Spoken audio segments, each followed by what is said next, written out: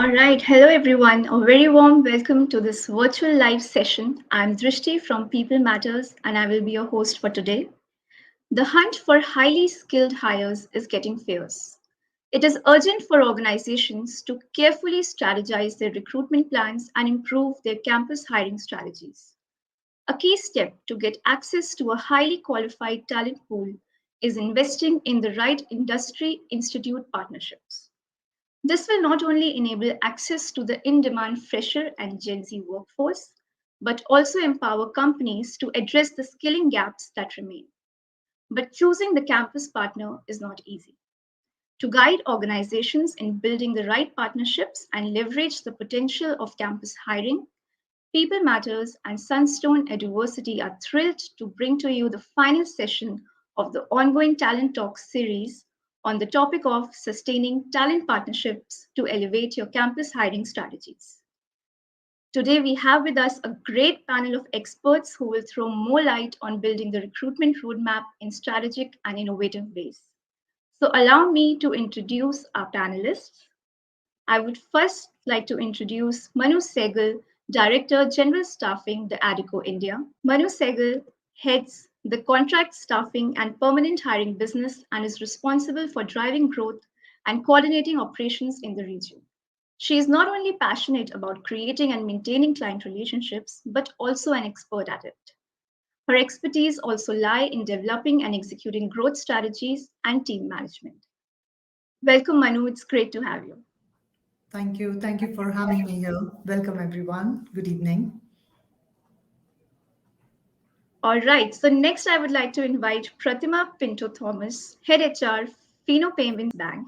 Pratima is an experienced senior human resources professional with a demonstrated history of working in the accounting industry, retail industry, defense sector. She has deep expertise in talent management, employee engagement, and employer branding. Welcome, Pratima. It's so great to have you here. Thank you so much. Looking forward to this wonderful discussion. And joining us today is also Tejaswini Adhikari, Chief Insights Officer, Future Group. Tejaswini has more than 15 years of experience. She has engaged and developed ideas and innovations on different spectrum for people, culture, history, and heritage. Currently, she's leading social and consumer insights at Future Group. Welcome, Tejaswini. Can we have Tejaswini? I think there might be some tech issues. So while we wait for Tejaswini, please join me in welcoming our next panelist, Abhishek Banerjee.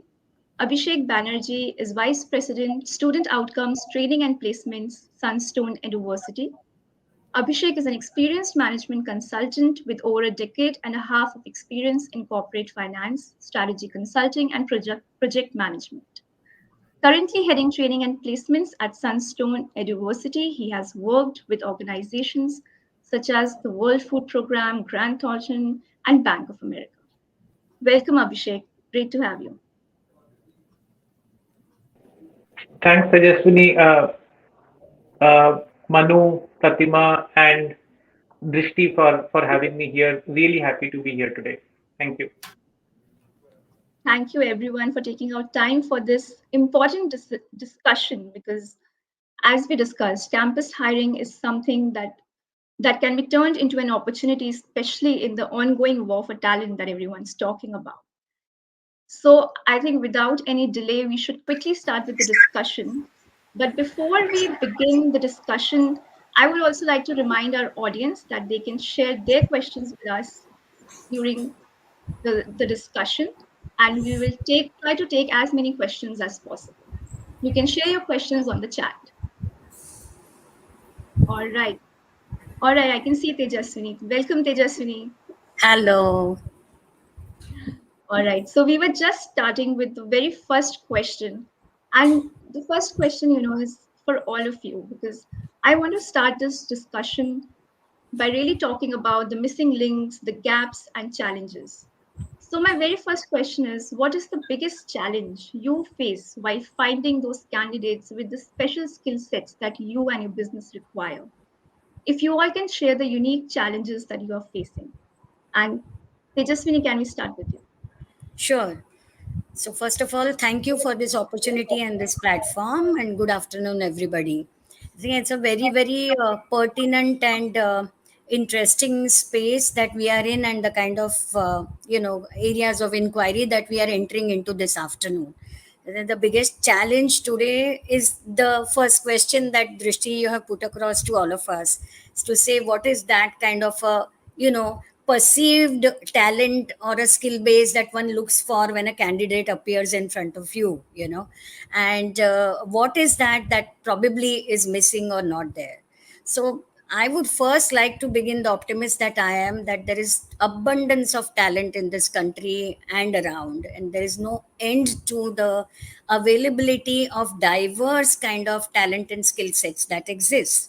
The question to us is whether the exaction of that skill or the translation of that skill to the job that I have happens or not.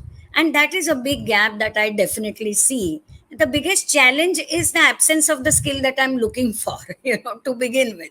You may have a very, very presentable, beautiful, decorated kind of a resume, but when I start talking to you and when I start digging into what I'm looking for, the real self of yours that comes out to me tells me that there's something that is missing. And one of the biggest skills that I notice today is missing is that of the skill of communication, the skill of self confidence, the the skill of relating yourself to the job. And this I'm talking about the freshers who enter into the job market, where I assume that it's their first job, and therefore they are not going to know what I know today, because what I have behind me and what they have behind them is very different. They have just the education and they have come to the market, whereas I have several years of experience now, to stand upright in the market. So even if I assume that, I feel the relatability is the space where I really look for, the skill of relatability to the job. I think is one of the most critical skills that I look for. And the second one that I definitely look for is the skill of communication, the skill of absorption, the grasp, and the skill of, again, therefore these are subsets of relatability itself, according to me.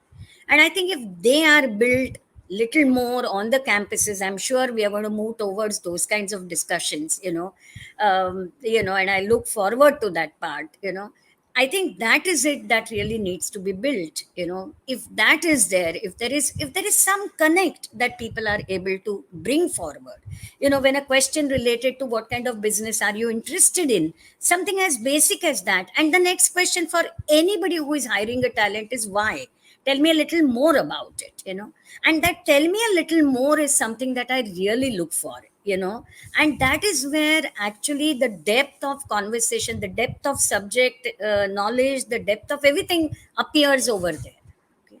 So I think that is what matters to me, and therefore that is the challenge that I see around. And when I say me, I mean organizations. So it's not just me who's looking for. I can see nods of others, which means that we are one on that for sure. Yeah. Thank you, Yasini, for sharing that. Pratima, would you like to add anything? Because I could see you listening it so attentively and you want to add something. Yes, definitely. I would really love, agree with what Tejaswini has just said. Uh, and one more practical thing that I will add on to it, a challenge as of today, and it is very relevant today, is the challenge of matching the skill set to the expectations of the cost of hire, the expectation of and since this particular panel and this discussion is about freshers, uh, while we speak about budget, while we speak about costs and its relevance today, one more aspect is the expectation of the students that everybody wants to come and do something very different, even as a fresher. So the acceptance to to accept a sort of a learning curve to start off somewhere vis-a-vis what they want to, come and just start something disruptive, right there. Finding that balance in the individual is a challenge as of today, especially if you you try to get hold of the best of the lot of the students, in campuses. And definitely what we hear, or what we this thing from them, is about a desire to do something different, while the industry, okay, wants to get them on board to probably initially, at least, start grooming them, because the industry already has a certain ask and a certain level and a certain skill set.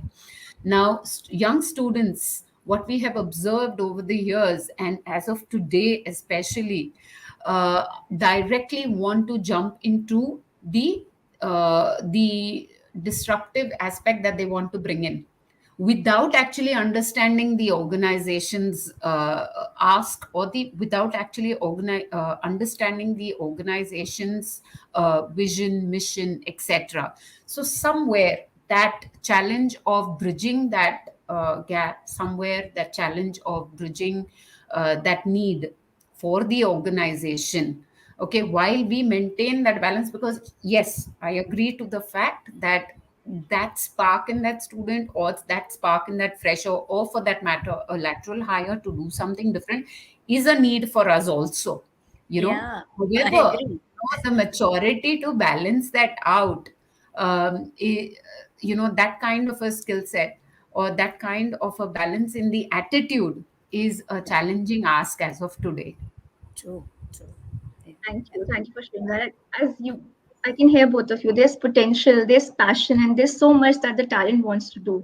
But there's that need to really integrate it to the business expectations and bridge those that mismatch that exist. Manu, what would you like to say about these challenges or add to this? You're on mute. Yeah, sorry about that. So yeah, completely agree with Tejaswini and Pratima. I think there's demand, there is talent. There's abundance of demand in India. There's abundance of demand in talent. But is that the right match? That's the question mark, and that's where we have to bridge. And what is also interesting in specifically so in the last 2 years.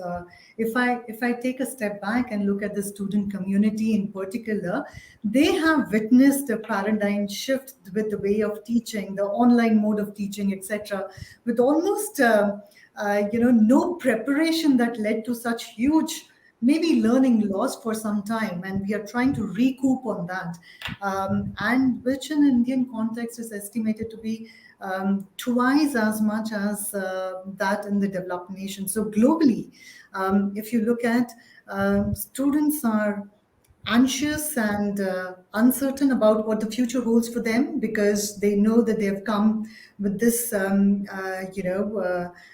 with this shift, with the mode of teaching being different, slightly different, etc. And they're trying to cover it up in terms of the credibility which is there on the table. At the same time, when we talk about organizations, they like to hire, they want to hire new workers. They should be looking for people who can quickly adapt and change to the evolving situations. Organizations should consider hiring workers from diverse backgrounds, as we all know, but workers with backgrounds in different industry may not seem like a natural fit for some of the positions. So again, it comes back to there is a lot of demand with the organization. There's a lot of talent there, but what is the right fit there is what we need to bring in. And I think what is more crucial than the degrees that we, or the curriculum that we go through, are the soft skills, the communication skill. Completely agree with Tejaswini on this, that the communication skill has the much larger focus in the hiring process today, and with a lot of some new skills that one is looking at, another being the digital literacy that we all want to now have. The last 2 years have shown us how to be much more digitally enabled, and we want the talent to have these skills equipped when they're joining the workforce. Thank you. And you were when you were speaking about the communication aspect and how they are not ready for the job market, really, although they have the passion and the talent. Reminds me of a recent meme also that I saw on how there's a very different language that Gen Zs and are using to sign off emails or just to talk in meetings and otherwise. So yeah, Absolutely, how do absolutely. you integrate that and give them that direction? I'm Abhishek, learning from my daughter on this. all right.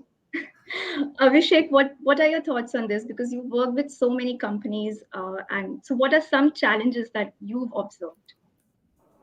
Right. And again, I echo a lot of what Manu, Pratima, and Tejaswini have spoken about. Uh, I feel that for specifically for Gen Z, they are entering a job market which has really evolved in the last decade or so. It's much more dynamic. It's a much more volatile environment with lots of upside as well as downside. And there are a lot of demands. So it's the cognitive revolution, as Deloitte calls it, where there's a much more cognitive component of the skills required in order to be successful. Problem solving, as per the latest LinkedIn report, has jumped to the top of the charts in terms of the skills being demanded from, let's say, even 5 years ago. Um, so faced with this environment, I think. Um, One very important attribute for job aspirants to have is the ability to learn and deliver on the workplace, right? And I think there lies a fundamental question of mindset and behavior while coming to the workplace. So is the mindset of the student in the right place? Is the mindset of the fresher in the right place, right? I think from a mindset point of view, some simple, or core, values like determination, resilience, ability to learn, unlearn, and relearn. Uh, these are some of the values which stand in good stead in the current environment. The nature of jobs are evolving every few years. The nature of skills required are also evolving every few years. So what has perhaps become even more important is the ability to learn, unlearn, and then deliver on the job, and have the determination that is required to be able to deliver. Tejaswini spoke of it, Pratima spoke of it. Is that uh, does this job aspirant display the ability to dig in, learn, and then deliver? What is required. So I think. For far too long, education system has rightfully focused on let's say subject matter knowledge or skills, but now it's also time to focus on things like behaviors and driving the right mindset, and also measuring how much the student is learning or developing along these lines. Because if the mindset is in right place, then nothing can stop really the student from succeeding, even in a dynamic environment. So yeah, that's what I feel. Thank you. That skills gap, right, you're talking about. And I think, Manu, you also spoke about this, that the skills that industries are expecting and the people in the organizations are expecting versus the skills that people are coming with or freshers are coming in with. So if you can double click on some of these skills that you've identified. Yeah, I think the overarching generic disconnect is the fact that with an increasing number of skilled job opportunities scaling, the skill training for um, custom profiles, it remains a challenge. So let's start with the supply chain here. While there's a lot of focus in tier one institutes on experiential learning, mentoring, internship, etc., the tier two, tier three institutes still, retain some theory-based learning. And hence, the students which are passing out of these institutes, they, I would say, struggle to become a little job ready. They take a little longer to be job ready. Now, skills like communication, the presentation, attention to details, research, analytic skills, the writing skills are amongst the top skills required by the employers. Of course, like I said, that the digital skills are also now an added requisite. So here the situation worsens in the government-aided institutes or in the far reaches of our country. So in the most developed countries, the industry apprenticeship systems contribute significantly to the enhancement of required job skills and thereby leading to higher productivity and the economic growth. Now, in India, if I look at that model is only 1.1% of the formal work, labor force. Vis-a-vis, in some of the countries, it is 4%. So, which is kind of a fractured system that we are looking at here. Now, one practical solution to bridge the gap of a talent is to groom the talent according to the specific roles at hand. So then, if we get a little more sector specific, where skilled jobs are concerned, the largest demand is currently, if we pull out a report, we know that the largest demands are in IT, in engineering, in sales and marketing. However, the state of employability, particularly where the emerging technologies or the digital literacy, the deep tech is concerned, it remains a bit of a question. So, our techies, as we like to call them very fondly, are far behind their global counterparts when it comes to honing some of these relevant digital skills in the global job market, such as the artificial intelligence, the machine learning, the data science, the wireless technologies. So, in my view, we need to pick up these sectors, the sectors which are the growing sectors, which are the skills in these sectors. And I just gave one of the examples of the IT sector or the engineering sector. Likewise, if we are able to pick up some of these sectors and then see which are the skills and bring those skills, rather than starting from day zero in the corporate life, bring them maybe a minus 90 or a minus 120 day right into the campus life itself, so that they have certain exposure to those skills which are relevant in the job market today. I think that would help a bit in bridging the gap. Thank you, Manu, for sharing that. And Pratima, this brings me to what you were talking about, right? That there is so much passion, and the talent wants to disrupt, they want to innovate, and they want to create an impact. But there's a sense of direction that maybe they need, and these skill set that Manu is talking about. How can organizations help talent bridge these gaps and give them a direction? I'm going to take cues from, what Manu has shared as well as what Abhishek has shared prior to this, in terms of identification of the right desired campus mindset. Typically, as an organization, what I have practiced is, we whichever organizations I've been in, when it comes to identifying the campuses, okay, that's the first step that we try to do, or as an organization, we need to do to reach out to the talent in the first place, right? So we identify the campuses. What are the kind of campuses that we try to reach out to, or which are the campuses? Believe me, what we've tried to do out here at Fino, at least, is identify from our alumni, from the organization alumni, or from the erstwhile partnerships that we've had, which are the or the new candidates that we meet, even in the lateral hire for the new skill sets, etc. We try to decipher or map which are the institutes these alumni have come from, or when I say alumni, alumni of the organization, but which are the institutes that they have been trained in, which are the when I meet a candidate, if I've appreciated, if I liked a senior candidate, I try to see which is the institute that he has come from, especially for specific niche skill sets. For example, we're currently working on some mapping of data analytics institutes.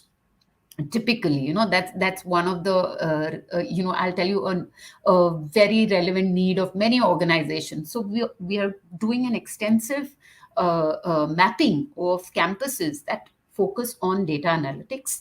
We have seen and we have mapped where are the best candidates that we have recently met, which institutes they were from, and then trying to see and study what are the courses that these institutes are organizing, what exactly are they doing to hone the skills of the freshers, and trying to map that. It's like a good amount of researching and exercise that we are putting, and amount of efforts that we are putting into that.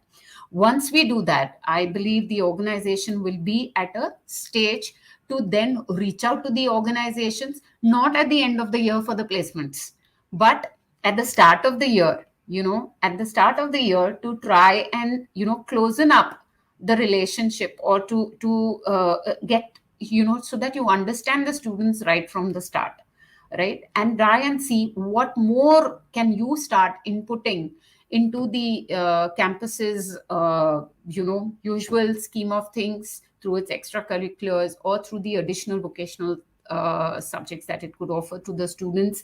What exactly we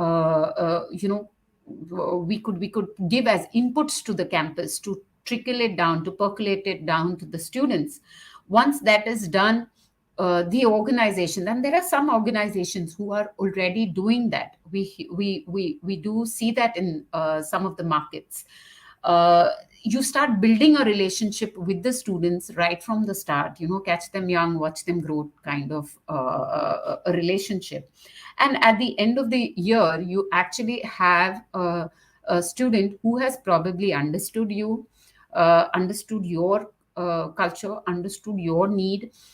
You have understood the students' needs, etc. And thereafter, you are in a better position to onboard them in a successful relationship, which can probably last, like, at least 2 or 3 years, probably, in this environment. And we have had some examples of students over the years, management trainees or interns, who have actually stayed on with us for, like, good long 10, 9, 10, 11 years, and they have grown. And additionally, these are the ones who actually become our spokesperson in their respective institutes. So it's a complete cycle that an organization needs to put in place. What you give will come back to you, kind of a thing. So it's a whole cycle. If in case we need that kind of relevant skill set, it's no point just reaching out to someone at the end of the year. No, it has to be a continuous process, an ongoing process, which lasts long over the years, I should say. Thank you for sharing that. That making that deliberate effort and investing time in not just mapping or identifying campuses and institutes, but also investing in the relationships and the learning journey of these freshers who might join you, so that they are more prepared for the jobs, and you have associated with them and made a difference in their journey as well. That brings me to my next question, and Abhishek, I would like to hear your insights over here on how we are talking about this mass hiring, and I think campus partnerships is something that Pratima also highlighted. So you have, I think, worked with several companies in building those relationships and helping them make most of those campus partnerships. So what role can campus partners play, and how can organizations make most of that? Uh, yeah, right. Thanks, Drishti. See, taking on from where Pratima left, and I think she made a very important point around the need to nurture and watch talent grow. And I'll probably just pick and build on top of that. I think the most important, of course, campus partners do fulfill the primary responsibility, which is nurturing the right talent, right? So, filling the specific gaps in terms of skills, identifying the gaps, filling those gaps, uh, and preparing students not just from a subject matter and a skills perspective, but also driving the right mindset. But that's like the primary role. Uh, there's another emerging sort of role for campus partners these days, is to also become aggregators of talent. So they also play an important role in, let's say, the supply side of talent, right? So identifying, reaching out, establishing the right kind of regional outreach to ensure that the right talent, A to speak, is flowing into the educational system, right? And then building off of that, I think then the most important role from the context of campus hiring that campus partners can play in the current context is providing really a platform to enable deep industry academia and industry student interaction, right? Campus partners are that platform. They can enable and provide that platform. Uh, and and again, taking off from where Pratima said, that we cannot be just evaluating, looking at talent from at the time of placements in the second year. No, it has to be front run significantly back into the duration of the program itself, right? So I think identifying the needs for the right kind of platform and providing that platform to the industry becomes the most important role. Students, Gen Z these days, MTV did a sort of survey with the Gen Z and identified that over 40% of them, even at this stage, are looking for a passion in what they do and the careers that they choose. So it's very important to start identifying and nurturing the students' aspirations right from the time when they enter an educational institution, right? And and I think that the platform that I spoke about, it does exist in some form already. Summer internships or live projects are definitely there. Uh, but I think what we currently see is to extend some amount of siloization of the entire student's journey from admissions to getting a job. Academics is clearly demarcated as time for you to attend classes, learn XYZ skills, do certain activities, and then there is a kind of fence these days where let's say the recruitment rounds, the assessments, etc., need to be crossed before the student actually enters the real workplace, where he or she is faced with a completely different perception of how that life is, right? So I think with the evolving need for talent and specifically the increased demand we see, which again needs a lot of mapping to be done between the raw talent on one end and the skill requirements on the other. I think the whole process of uh, integration with the industry needs to happen much earlier during the program itself.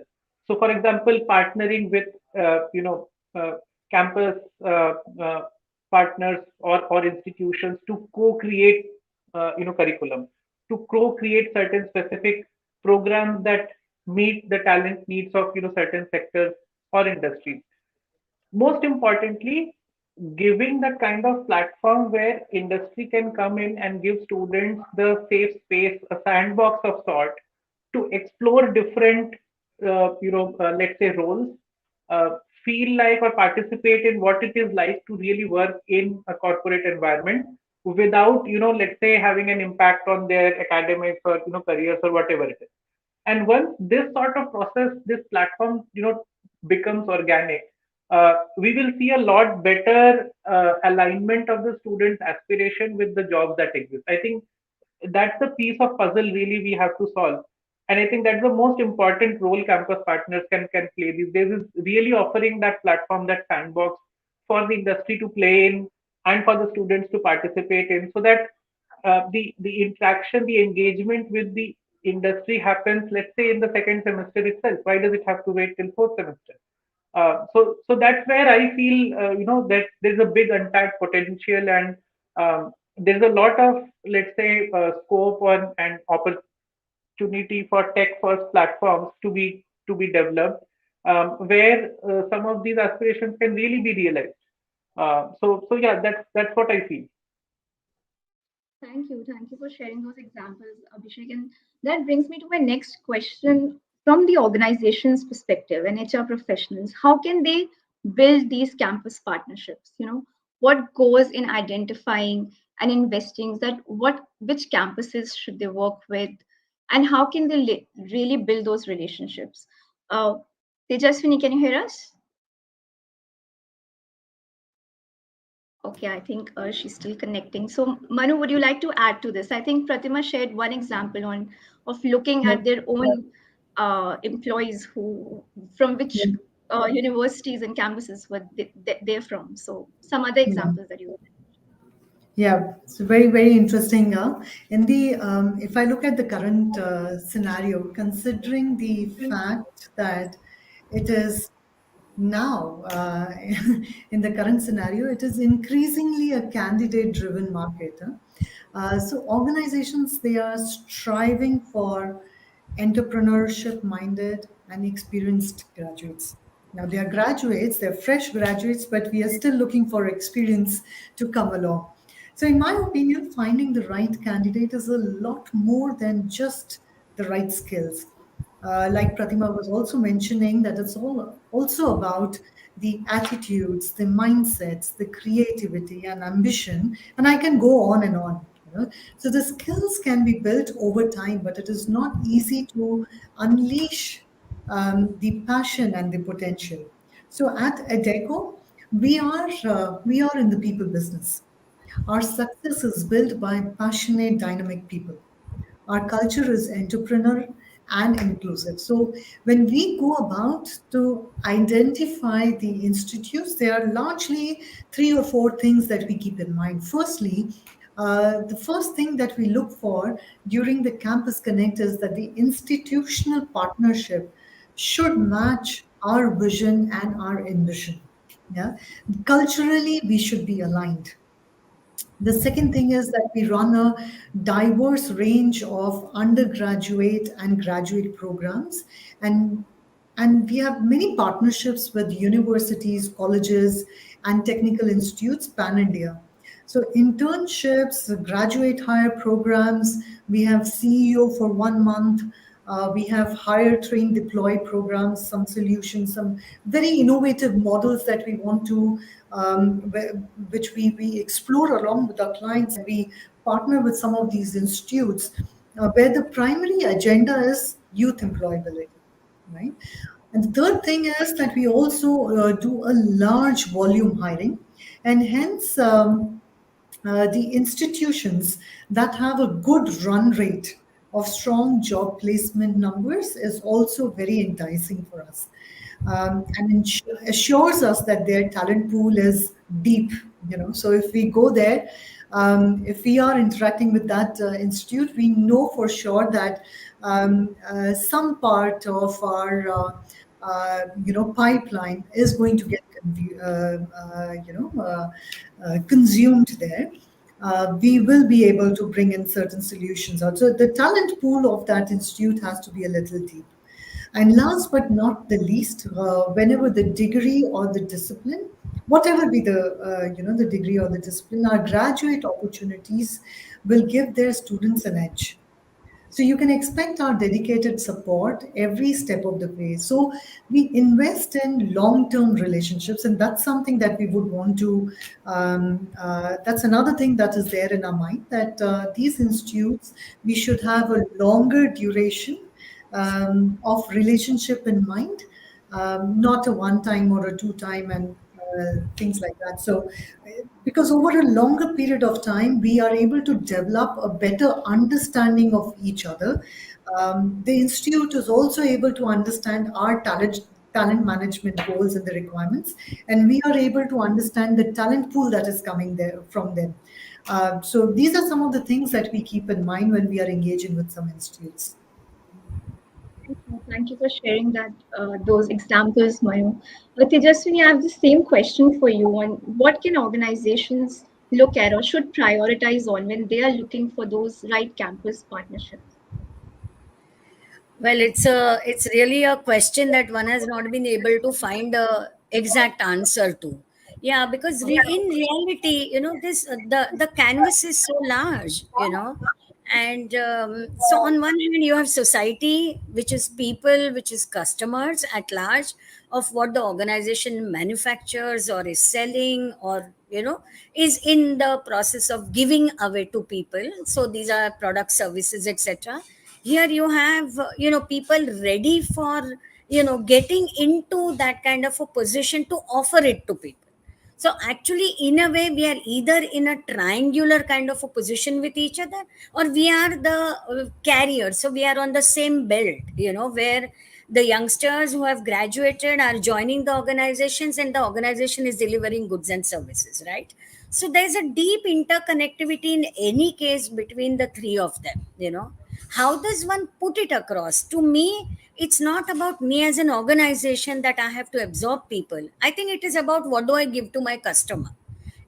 So actually a connect between the customer and the training organization, which is the campus or the college or the graduation institutions, is more critical than me as an organization. I'm just a conduit, a place through which everything is passed on, and I genuinely mean that. So when I ask people about the history of the country or the future of work, to both, if the answers are not of the kind of expectation I have a challenge with the institution. you know that is there an understanding of both those parts, as people, as training institutions, as teaching institutions, as academia, are we building it or not?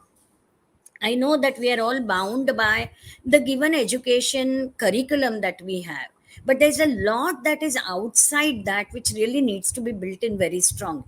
And every organization espouses certain values, and those values are something that we are actually searching for in people. So if I am, as a retail organization, a design led organization, other than the skill of design, I'm really looking for lateral thinkers. How does a campus led, I mean, an institution, really build in or breed or encourage lateral thinking?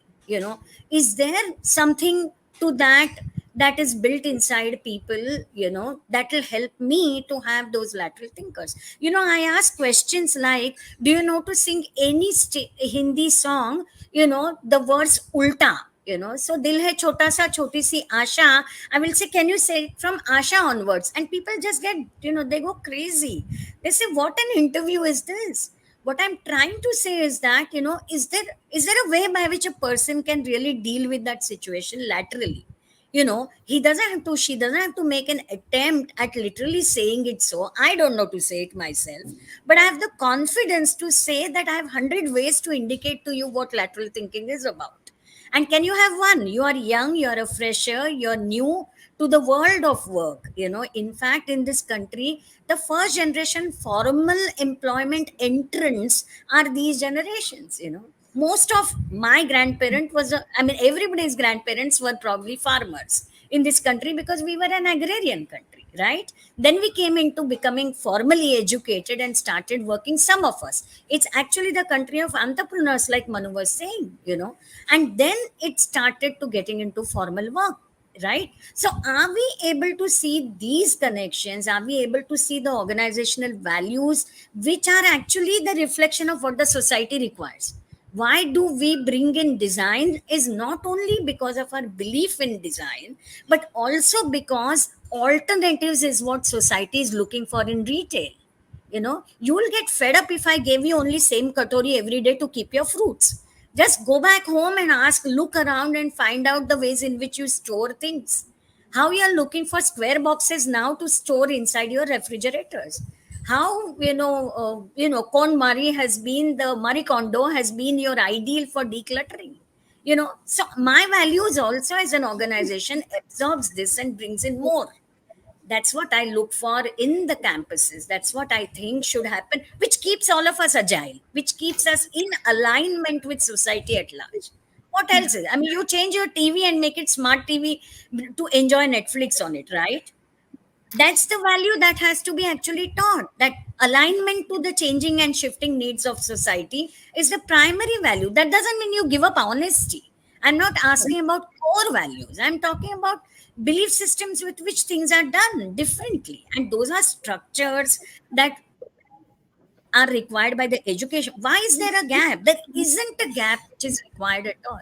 That's the same thing that an educational institution needs to do, the same thing that an organization or corporate has to do, and that's the same thing customers are looking for.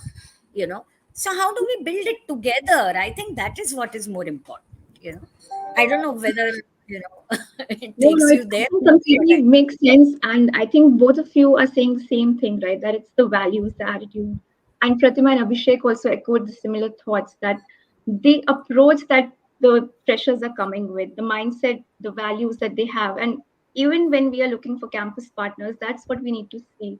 That how can we make those partnerships more meaningful so that it works both ways, right? And it's more meaningful for both. But as you highlighted, it's a complex process and we're still finding the answers.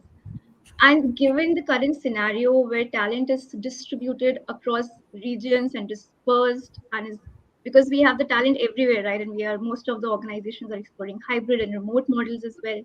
But how do you actually practice it in real, in the sense that how do you ensure that you are able to build those relationships and find those campuses and universities and campus partners that echo the same value that you are looking for. So that brings me to my next question, and I think I would also connect this to a question from audience that what are some ways in which organization can get the fresh talent? So if I can invite Pratima first, if you can answer this one, because you talked about some ways and you shared some ways in how your company is doing it. But how are you doing it for different regions? How are you managing that complexity?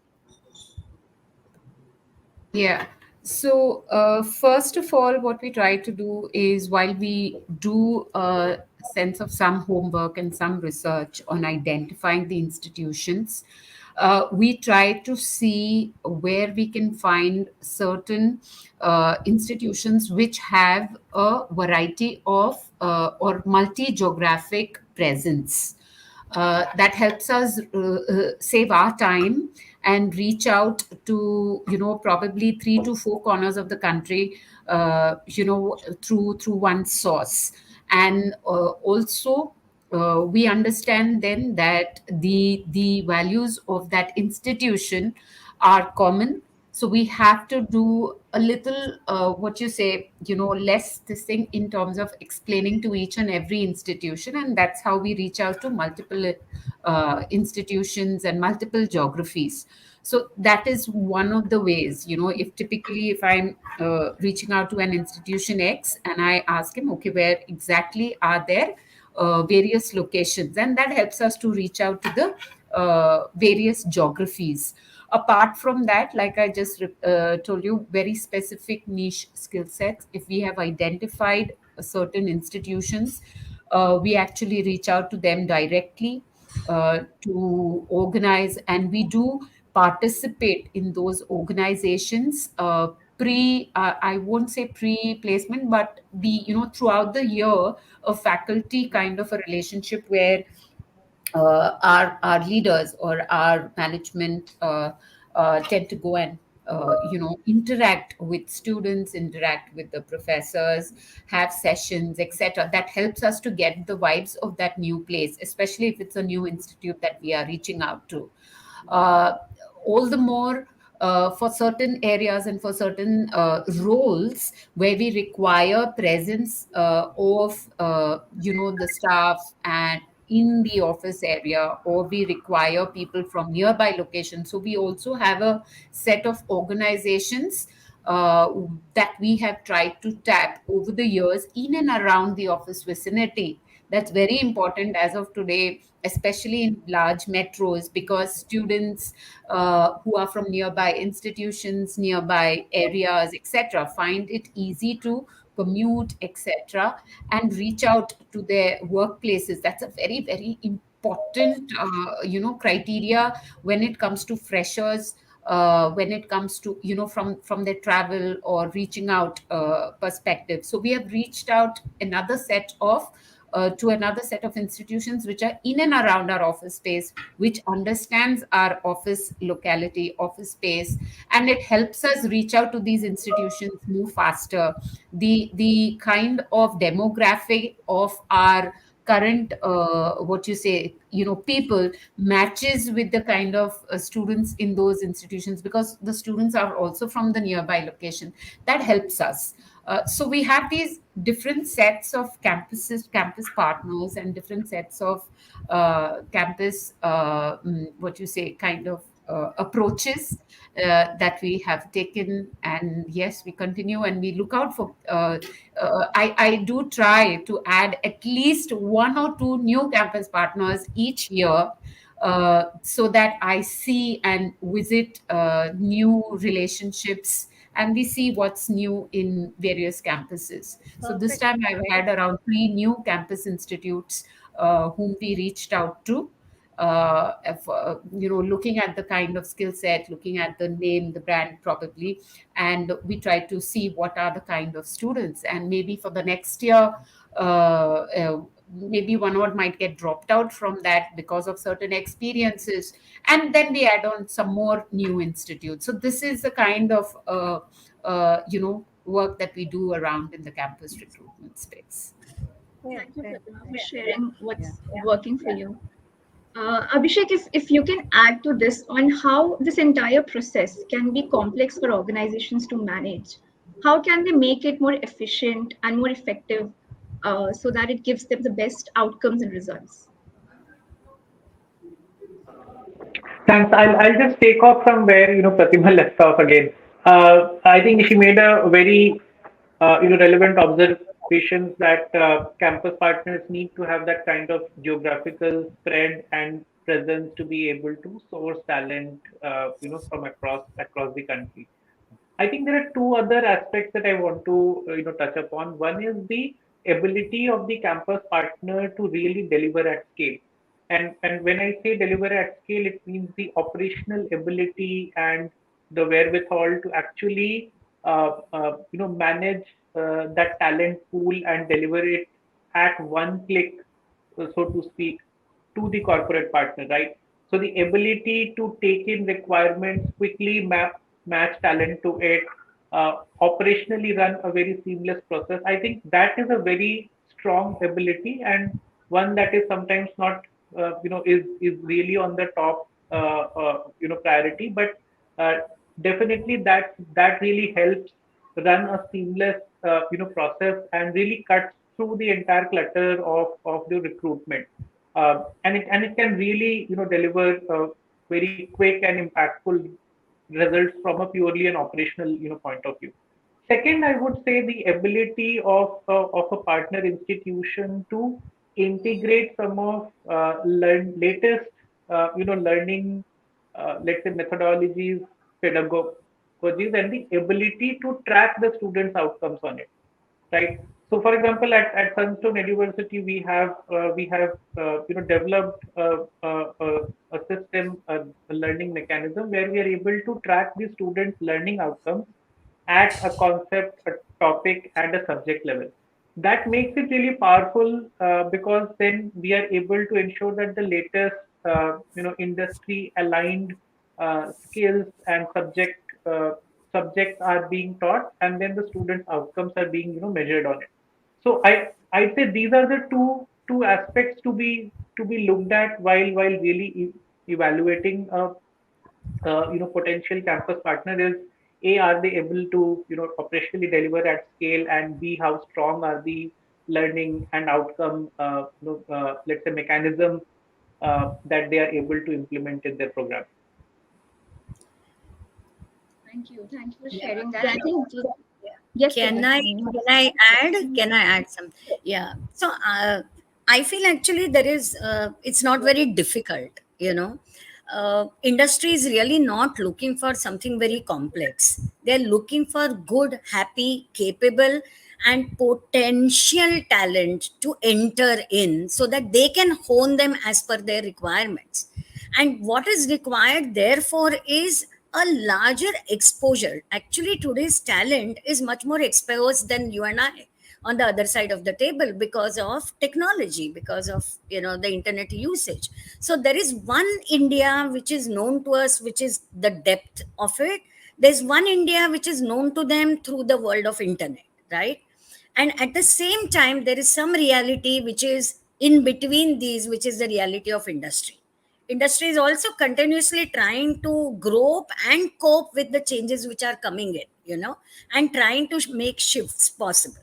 Nobody is looking for very complex kind of things from the youngsters at all. There are seniors to hold them. There are team, they have to become team members.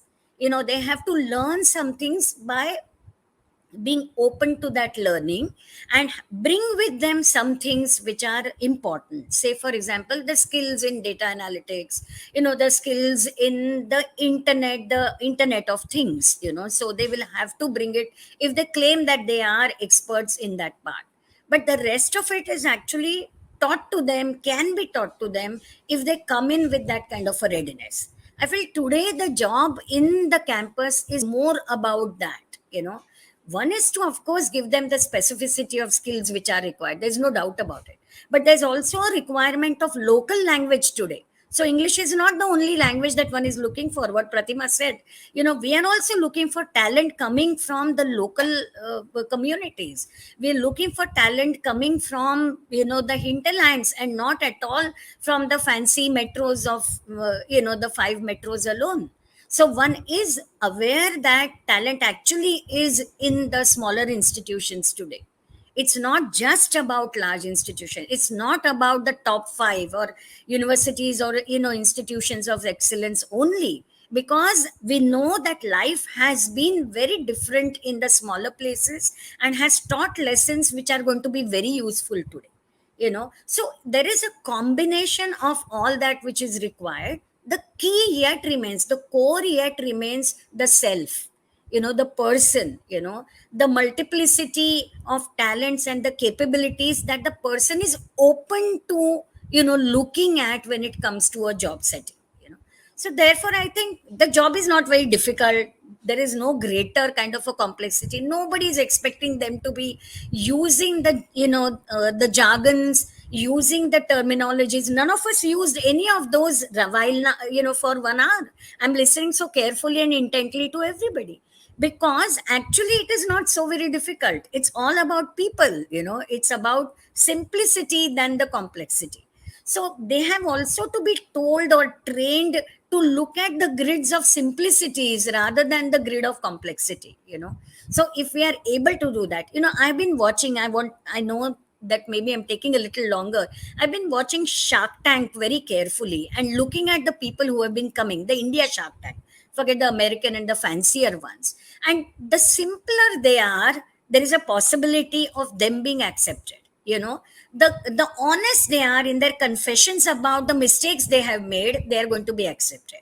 The curious they are about the future, they are going to be accepted. And I think these are the same things all of us are looking for. The core skill is definitely required, and that's a measurable skill. The immeasurable is becoming more critical today.